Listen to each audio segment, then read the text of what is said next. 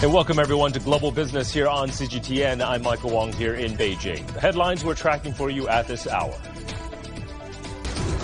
Shanghai gears up to host the World AI Conference and the high-level meeting on global AI governance. The U.S. Federal Reserve warns that Americans are pulling back when it comes to non-essential spending. And the IMF cautions that a prolonged disruption to energy supplies will impact the global economic outlook.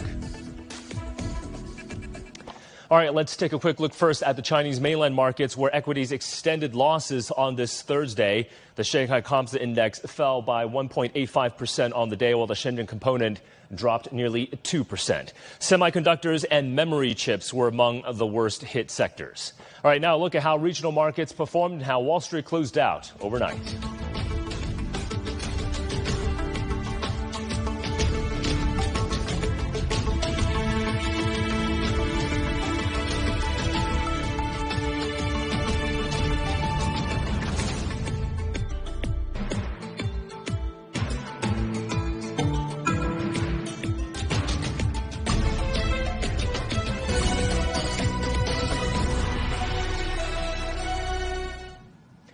Well, first up, the 2026 World AI Conference and high-level meeting on global AI governance will be held over in Shanghai from July 17th to 20th. With its largest ever scale and record international participation, the event is expected to showcase the latest AI breakthroughs and shape discussions on global AI governance. Our Wu Bin has more from Shanghai. The 2026 World Artificial Intelligence Conference, also known as WAC, will kick off tomorrow in Shanghai. Chinese President Xi Jinping will attend the opening ceremony and deliver a keynote speech. Some of the international guests will also attend the conference, including the Secretary General of the United Nations, Antonio Guterres, who has arrived in Shanghai. It's the 8th year for WAC to be held in Shanghai, and this year is by far the largest one with the greatest participation. It's divided into two parts, forums and exhibitions. Let's first talk about the highlights of the forums.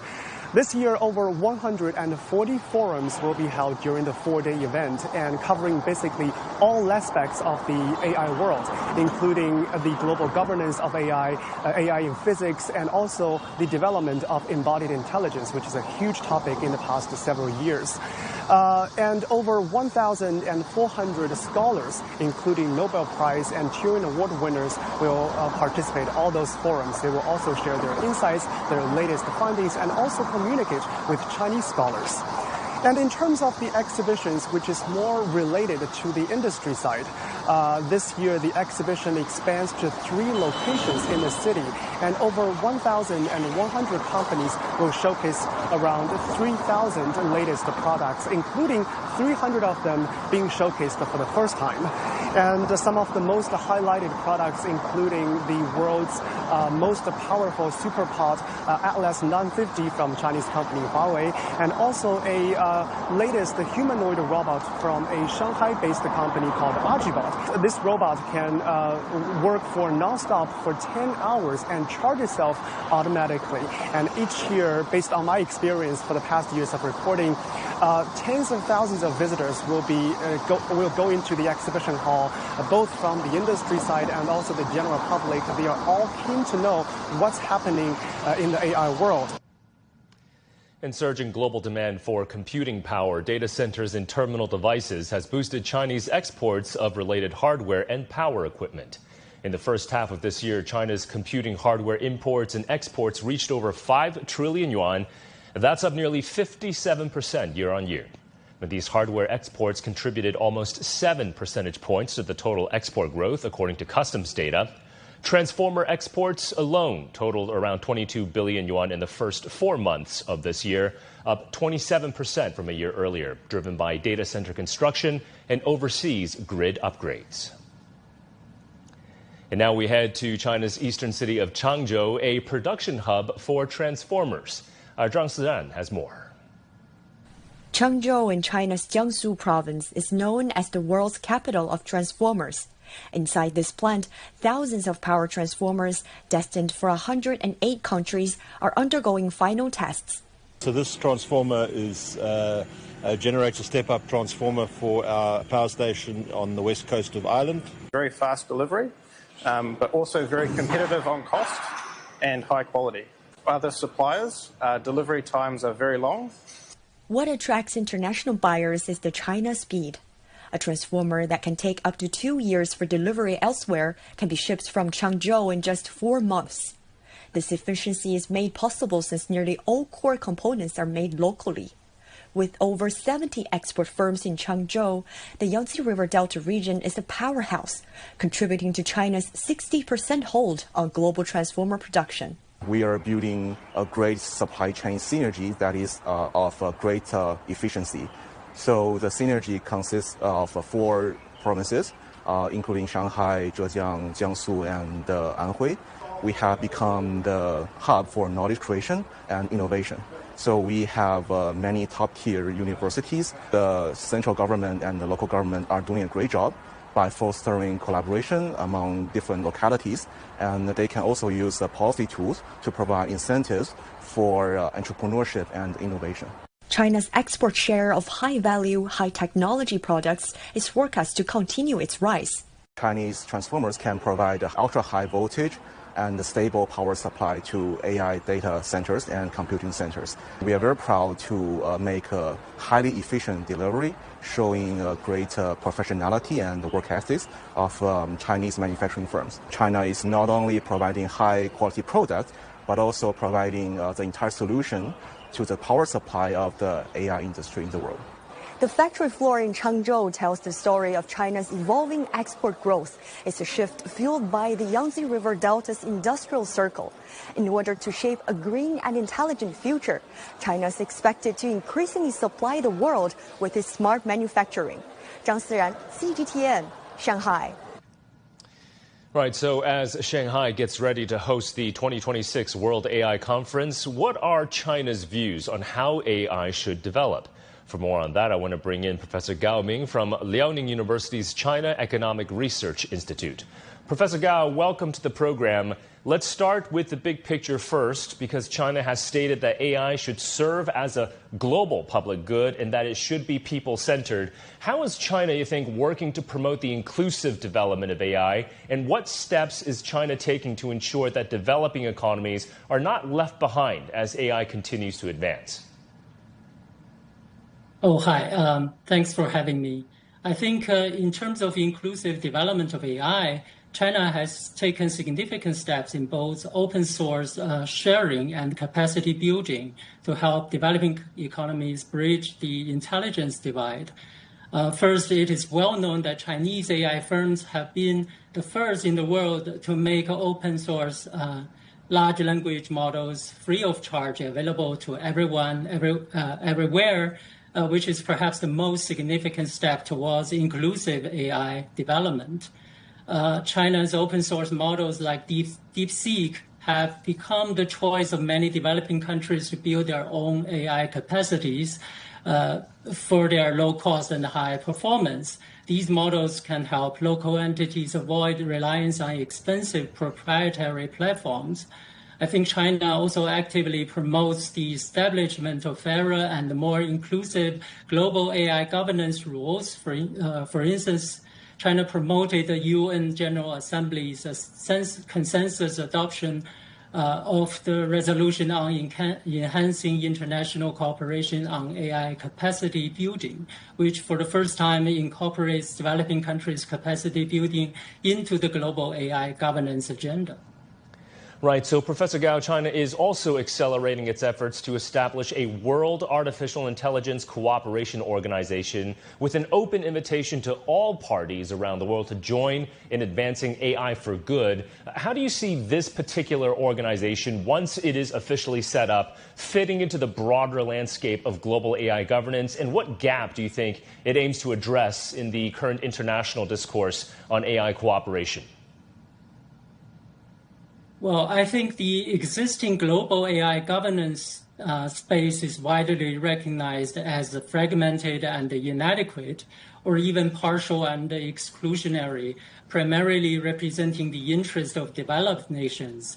This has created a governance vacuum and a widening intelligence divide, where developing countries are not only lagging in access to technology, but are also largely excluded from the rule-making process.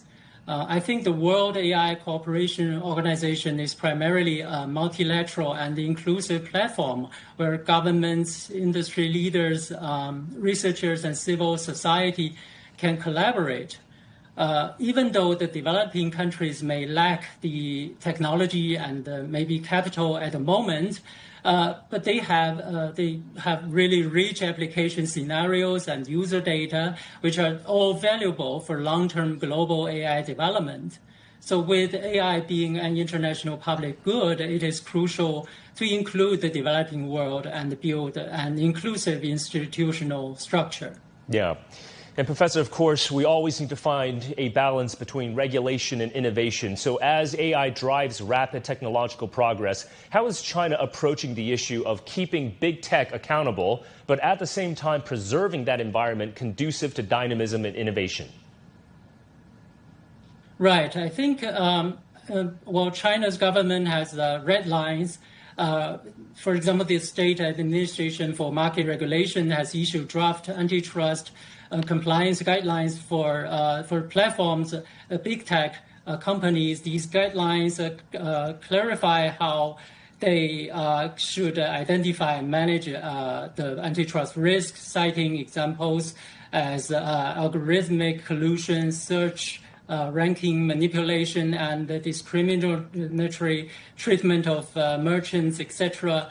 The aim is to prevent monopolistic practices like winner-take-all, etc., which can stifle innovation from smaller companies. But in addition to these red lines, instead of just penalizing violations, China also work with companies to identify and fix risks during the development phase. I think in essence, China's approach is to institutionalize a dynamic balance between development and the security by drawing clear red lines for accountability and creating green spaces for new innovations and testing. I think it aims to discipline big tech's power while ensuring the regulatory system itself doesn't become a primary barrier to the next wave of AI-driven innovation. Okay, we are going to leave it there. Professor Gao, appreciate your insights. That's Professor Gao Ming from Liaoning University's China Economic Research Institute. Well, China is accelerating efforts to integrate AI into education as part of a nationwide push to cultivate future-ready talent and drive innovation. Our Huang Yue visited a high school right here in Beijing where AI is already becoming part of daily campus life. This is a high school mathematics class, but perhaps not the kind you would expect. A group of 10th grade students are tackling a real-world challenge, designing a wildfire prevention system for a forest reserve. Students use AI tools to help build mathematical models, analyze data, and simulate emergency response plans. Here in this classroom, AI is not replacing teachers or students. Instead, it's becoming more like a learning assistant, helping students process information faster, test ideas more efficiently, and focus more on problem solving. When we do data modeling, I usually first come up with my own approach and then use AI to help improve and refine it. It makes it much easier to learn new algorithms, look up research materials, and work through data analysis. Even though AI can be very helpful, I still question some of the information it gives me because it's not always accurate. AI can't replace human independent thinking, so it's important for us to keep our own ability to think critically and make judgments. The class is part of China's broader push to integrate artificial intelligence into education. Earlier this year, China unveiled a national AI plus education initiative aimed at building a comprehensive education system by 2030. The plan calls for accelerating AI education across primary and secondary schools, introducing dedicated AI courses, expanding hands-on learning programs, and embedding AI throughout the entire teaching process. For many students here, AI has already become part of everyday learning, not simply as a tool for finding answers, but as a partner for exploration and creation. Robotic hand could be used in situations that require very precise operations but are also dangerous for people. It could help humans carry out those tasks more safely. This is designed for safe skiing. If your body leans too far and you're about to fall, the phone will vibrate to warn you. From these award-winning robots to student design engineering projects, it's clear that AI education here is moving beyond traditional textbooks. And the goal is not only to teach students how to use it, but also how to create, innovate, and solve problems with it from an early age. The rise of AI is almost like the creation of a new world. In that world, qualities like empathy, aesthetic appreciation, critical thinking, creativity, and the ability to collaborate with others will become even more valuable for students. Educators say AI education is allowing students to explore their interests and develop practical skills much earlier than before, helping prepare them for a rapidly changing future. If children start learning about AI from primary school, they may be able to achieve meaningful results long before they reach university. We could see their creativity in AI emerge at a very early age. And for many students, the bigger lesson may no longer be simply how to use AI, but how to shape their own future with it. Huang Yue, CGTN, Beijing. And still to come here on Global Business. The U.S. Federal Reserve warns that Americans are pulling back when it comes to non-essential spending.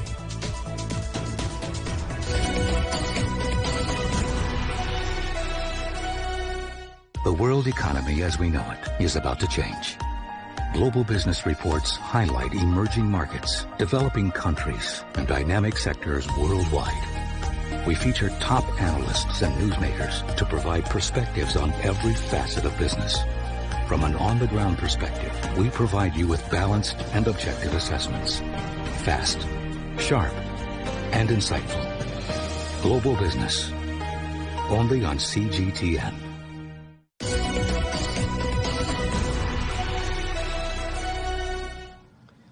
The International Monetary Fund has warned Europe's public debt is on what it calls an explosive trajectory unless countries take steps to get a grip of their public finances. An IMF study warns that without substantial action, European countries' average public debt could amount to some 130% of GDP by the year 2040, twice the current level. That will also make public finances unsustainable. The report also suggests that a moderate package of structural reforms could address around one-third of that gap, while highlighting pension reforms and pro-growth policies as more beneficial actions. Well, Germany has long been one of Europe's least air-conditioned countries, with less than 1 in 5 households owning an AC unit. After another summer of record-breaking heat, that trend is changing. Our Natalie Carney has more from Munich. It's been hot. Park benches and playgrounds sit empty as people escape the peak of the heat. Even wildlife is seeking out shade. While air conditioning is common in countries like the U.S., Australia, and Japan, only about 18% of German households have it. But as the climate warms, that trend is changing. We don't have an air conditioner at home, but the last heat wave was really pushing the limits. I don't have air conditioning at home. I only have it at the office, and I wouldn't want to give it up there. No, I don't have air conditioning, but it's getting warmer, so now I'm thinking about buying one. And so are many others. AC installer Die Klimameisterei has never been busier, receiving up to 80 calls a day from homeowners and big businesses. We've seen a massive surge in demand. It's becoming hard to manage the volume of inquiries. Maximilian says it can take weeks just to get an appointment. While air conditioning is still considered a luxury item, the volume of inquiries shows that people are willing to invest in their comfort, something that wasn't really the case in the past. For decades, short, mild summers, high electricity costs, and a culture for open windows meant that air conditioning was often unnecessary. But as extreme heat becomes more common, retailers are saying air conditioners are flying off the shelves as they become the fastest growing technology Germans are using to keep cool. That's led many to international retailers, helping to ease supply concerns, such as Alibaba, who told CGTN Germany is the only market surveyed where retailers increased wholesale orders for both portable fans and air conditioners year on year, and stands out as the strongest all-around growth market. Chinese cooling products are helping meet that demand, with exports of portable air conditioners from China to Western Europe up 70% in the first 5 months of 2026, even before this summer's heat waves. Many are now calling for wider use of air conditioning, particularly in schools and hospitals, after recent record-breaking heat forced some medical facilities to evacuate. Air conditions are not only a matter of comfort, but also a health protection topic. We have to think about elderly communities, nursing homes, hospitals, and all communities that need caring from very hot conditions. But we have to face also the fact that increasing numbers of air conditions will also increase the energy demand. As air conditioners become more energy efficient and increasingly powered by renewable electricity, companies like Die Klimameisterei expect demand to keep growing. Natalie Carney for CGTN in Munich. And the U.S. Federal Reserve warned on Wednesday that consumers were pulling back on non-essential spending as higher fuel costs weighed on sales in other areas. In its Beige Book survey of economic conditions, the Fed said several districts had observed declines when it comes to spending on discretionary items or trading down to more affordable varieties. The Fed noted that prices were rising moderately overall as higher energy, transportation, and raw material costs filtered through the economy. U.S. Fed officials have been keeping a close eye on price pressures as inflation has remained stubbornly above its longer-term 2% target for around 5 years. Meanwhile, the U.S. Producer Price Index unexpectedly dropped in June to its lowest reading in 14 months. The 0.3% drop in June is a sharp reversal from a 0.6% rise in May. The decline was led by goods prices, which fell 1.4% in June, its biggest drop since mid-2022. While U.S. Fed Chair Kevin Warsh has made his very first central bank report to Congress. It comes as he faces challenges from rising energy prices caused by renewed fighting in the Strait of Hormuz. Our Owen Fairclough has more. The head of the U.S. Central Bank's semi-annual report to Congress might be routine, but Kevin Warsh is navigating an extraordinary financial climate as the new chair of the Federal Reserve. If we get policy right, and I can assure you we will, the inflation surge of the last 5 years will be a thing of the past. Warsh has inherited persistent inflation that has surged due to a U.S.-Iran conflict now reignited after the near collapse of their peace deal. But the latest inflation numbers out just before Warsh took his seat showed price rises slowing. Even if at 3.5% year on year, they remain higher than the Fed's 2% inflation target. And a Fed chair who took over wanting to lower borrowing costs by cutting the bank's main interest rate may now be forced to raise it, with renewed fighting over the Strait of Hormuz again driving energy prices up. We share a resolute commitment to ensure price stability. Warsh has promised regime change at the Fed, and that includes using new inflation measures to support his argument that it's lower than conventional gauges show. But some of his fellow board members disagree, and earlier this month, Warsh acknowledged those divisions ahead of the next rate-setting meeting beginning on July the 28th.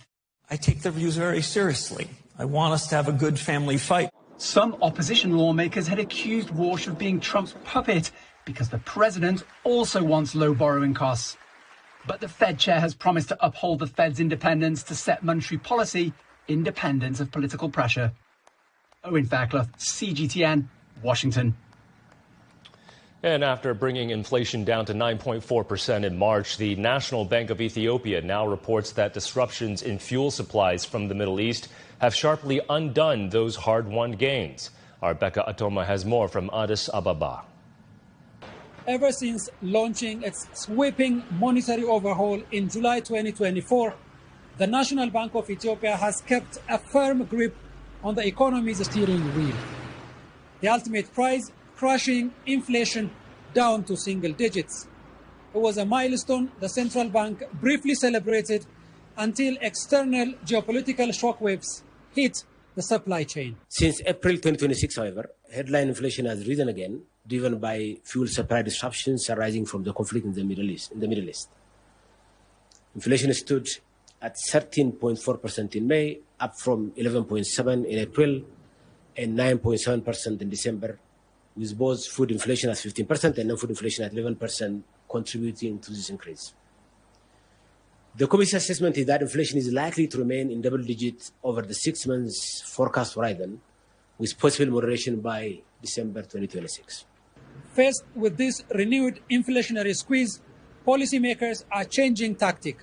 Rather than using blunt administrative rules to micromanage how much local commercial banks can lend, the central bank is unleashing a modern indirect interest rate framework to stabilize the birr. The bank is now transitioning from direct to indirect instrument of monetary policy. This transition is what allows us, first, to remove the credit cap in full. It has served its purpose, and its removal reflects the fact that the bank now has a fully functioning interest rate-based framework at its disposal. By swapping the credit cap for a higher 16% benchmark interest rate, the bank is giving local businesses room to breathe while keeping a tight lid on liquidity. Combine that with a major slash in foreign exchange surrender requirements for exporters, Ethiopia's financial architects are betting a more flexible open market will finally tame inflation. Beka Atoma, CGTN, Addis Ababa. And up next, here on Global Business.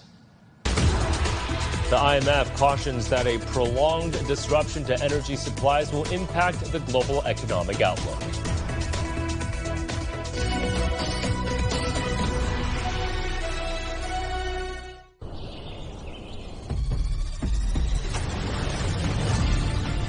A vast land of 1.4 billion people.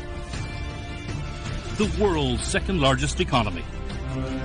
Home to stories of the unexpected, the unimaginable, the breathtaking. Stories that touch the soul. Feel the speed, the passion. Enjoy spectacular natural and cultural landscapes. Feel the thrill of cutting-edge innovations.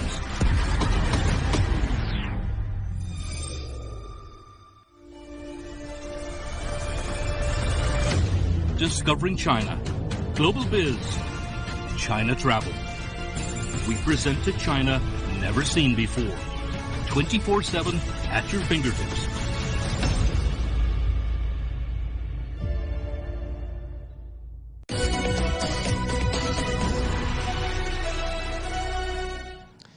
Hostilities between Iran and the United States military have intensified a day after the U.S. reimposed its naval blockade on ships to and from Iranian ports. The U.S. military says it has now completed its latest wave of strikes on Iran with targets, including the port city of Bandar Abbas near the Strait of Hormuz. Our Walter Morris has more from Washington, D.C. Tehran's top negotiator says Iran is in an existential war with America, and Wednesday, U.S. military forces continued a series of daytime attacks, marking a major escalation in the ongoing conflict. U.S. Central Command released new video with thermal images of the recent strikes. Senior military officials wrote in a social media post Wednesday, quote, U.S. forces launched operations for a second wave of strikes today against Iran. The strikes are targeting Iranian military capabilities used to threaten vessels freely transiting through the Strait of Hormuz, an international waterway vital to global commerce. The U.S. military is holding Iran accountable at the commander-in-chief's direction. This week, CENTCOM has carried out intense airstrikes on Iran's coastal defense systems and missile launch sites. The White House says the strikes are retaliation for Iran's attacks on ships traveling through the strait. Iranian military officials say at least 7 troops have been killed and more than 260 people have been injured in the attacks this week. The latest strikes come one day after the Pentagon reinstated the naval blockade on ships traveling to and from Iranian ports. According to CENTCOM, U.S. forces have redirected 2 commercial ships since the blockade blockade went into effect, and new video coming in of Tehran's response. Wednesday, Iran's military released new images of missile launches. The IRGC says it struck U.S. military targets in Bahrain, Kuwait, and Jordan. This week, U.S. President Donald Trump said the attacks on Iran will continue until they return to the negotiating table. And while speaking at an event in Pennsylvania Wednesday, Trump said he thinks Tehran wants to settle. The Islamic Republic of Iran is not happy right now. Should have been done 47 years ago. Should have been done at least during the 47-year period. And it wasn't. Other presidents didn't do what was right. They should have done it a long time ago. It would have been much easier. And they want to settle so badly. They don't like what we're doing. Iranian military officials say the Strait of Hormuz will stay closed until the U.S. ends its military operation in the region. Wednesday, the IRGC said it will target regional energy exports next. Walter Morris, CGTN, Washington. And prolonged disruptions to energy supplies would clearly affect the global economic outlook, according to Christian Mumsen, the International Monetary Fund's Director of Strategy. His comments came a week after the IMF trimmed its 2026 growth forecast from 3.1% to 3%, a modest downgrade it made despite the Middle East conflict, citing AI-driven growth and investment as an offsetting factor against the war's impact on Iran. Mumsen said that offset still holds, but added it's very hard to tell whether the IMF will again adjust its October forecast. Well, shipping delays in the Strait of Hormuz have made it more expensive and more difficult to move goods around the world. The impact on Europe's largest port has so far been limited, but logistics companies are seeing higher freight costs and less space on ships. Our Sarah Coates has more from the port of Rotterdam. The Strait of Hormuz is thousands of kilometres from the port of Rotterdam, but disruption along one of the world's busiest shipping routes is already being felt here. And for logistics companies, freight costs are usually the first to rise. We pay around $300 to $600 extra on top of your normal fee. Besides this also has an influence on the capacity, which causes the price to increase. It's a hassle, let's say. With fewer shipping slots available, companies have to move fast, finding other ways to get cargo to its destination. You notice immediately the price increase. You notice immediately that the capacity is tight. Then you need to react, as they say. So then we go in contact with our agent and try to solve the problems in the supply chain. So far, Rotterdam has avoided major disruption, but the wider effect on global markets matters. The indirect effects on the global markets, the uncertainty, the energy prices is quite big. So we don't know the definite impact because we have to see it, of course, now it opens up hopefully a bit more again how the situation is now. But for now, the impact is the indirect effects. Goods are still moving through Rotterdam, but higher costs, tighter capacity and delays are piling more pressure on global trade. Sarah Coates, CGTN, the Port of Rotterdam. Now, the ongoing U.S.-Iran conflict, of course, continues to pressure global supply chains through the Strait of Hormuz. But one European recycler is now offering international steelmakers a way out. And here's what it's doing. It's turning discarded metal into high-quality raw materials. And by doing that, this German firm helps manufacturers secure production without relying on volatile trade routes. Our Peter Oliver reports from Germany's industrial heartland. For manufacturers around the world, the reopening of the Strait of Hormuz doesn't mean business immediately returns to normal. Shipping delays, higher freight costs and disrupted logistics can continue to affect industries weeks after vessels start moving again. One sector feeling those knock-on effects is metal recycling. We use 100% obsolete scrap.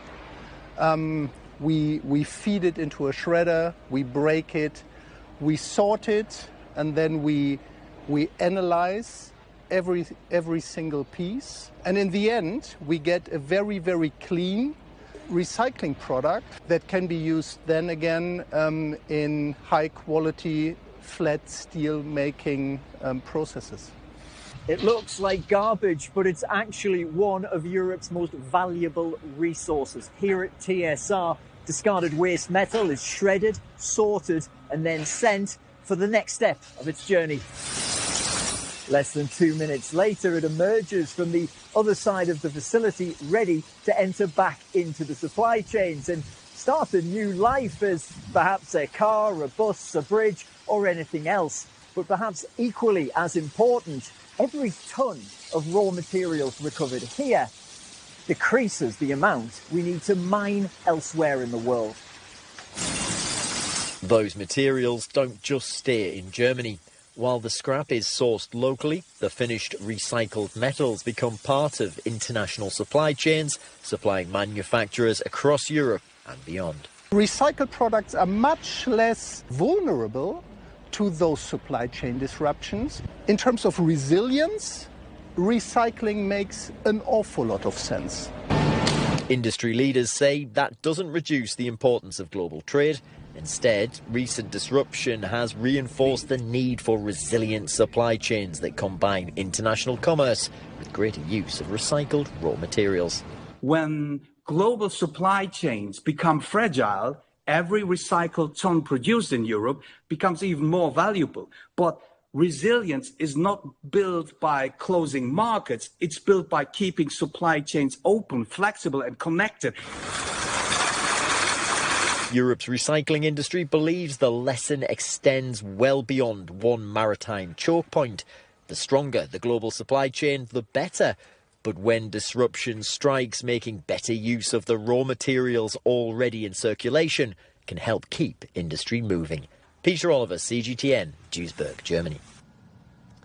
And we turn now to southwest China, and specifically to Nannuo Mountain, which is located in Yunnan Province's Xishuangbanna Dai Autonomous Prefecture. Now, Nannuo Mountain is renowned as one of the oldest pu'er tea growing villages. During the ongoing Global Mayors Dialogue over in Xishuangbanna, several foreign delegates visited the mountain to share their insights, but also to exchange ideas when it comes to rural development.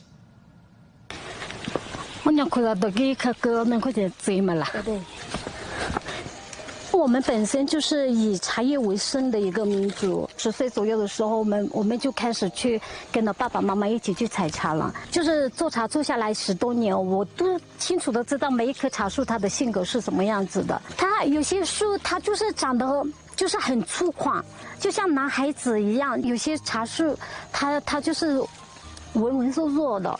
When Wang talks about tea trees, it sounds like she's describing old friends. Thanks to generations of careful tending by local villagers like Wang, ancient tea trees that are over a century old now cover an area roughly the size of 1,700 football fields on Nannuo Mountain in Xishuangbanna Dai Autonomous Prefecture, Yunnan Province. Known as one of the world's oldest tea-growing areas, Nannuo Mountain is home to the Han ethnic group and one of the core producing regions for pu'er tea. 像这一棵就是我刚才说的古树茶，你看一下它的树干都很粗，500年以上的那种，5公斤左右。Since tea production can be affected by factors such as weather and climate, more and more tea farmers are finding new ways to increase their income, such as combining tea with tourism and cultural experiences. 这个就是我们做出来的这个普洱茶的生茶。我们在过去，我们传统的茶农卖茶就是有客人来了就喝我们的茶，品品茶就走了。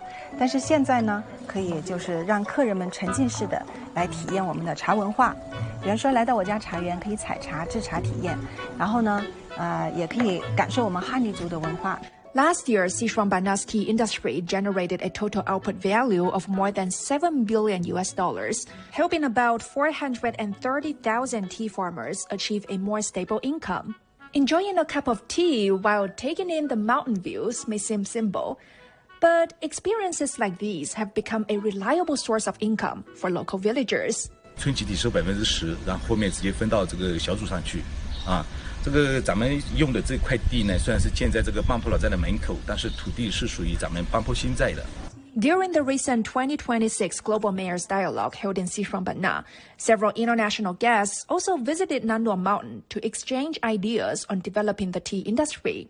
In Nepal, most tea gardens are operated by a smallholder farmers and rely on traditional method. But here there are large cooperatives and modern processing facilities that emphasize quality control, packaging and branding. I wish we can have that kind of connection and collaborations and future partnerships so that the two cultures can learn from each other and help to keep growing. Today, tea farmers here are earning income not only from tea, but also from restaurants, homestays, and cultural tours.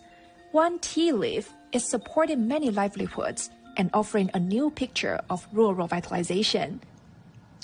And with that, we're going to wrap up this edition of Global Business here on CGTN. I'm Michael Wong here in Beijing. Coming up next here on CGTN is The World Today with Su Yuting.